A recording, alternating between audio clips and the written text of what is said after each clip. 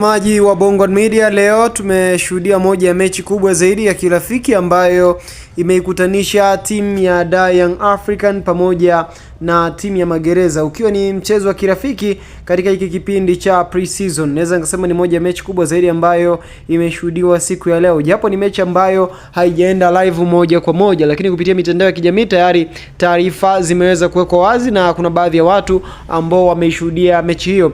Leo Yanga Sports Club wamecheza mchezo wa kirafiki dhidi ya timu ya Magereza ya jijini Dar es Salaam, Tanzania, na kushinda magoli 7 kwa mabao mawili. Hiyo ndo moja ya taarifa kubwa zaidi ambayo Yanga Sports Club wameielezea.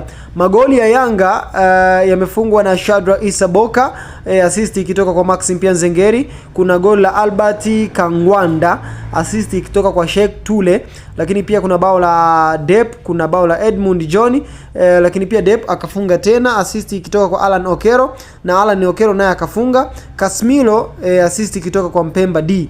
Hayo ni mabao 7 ambayo klabu ya Yanga Sports Club leo wamefanikiwa kuyafunga katika mchezo wa kirafiki dhidi ya timu ya Magereza ya jijini Dar es Salaam, Tanzania.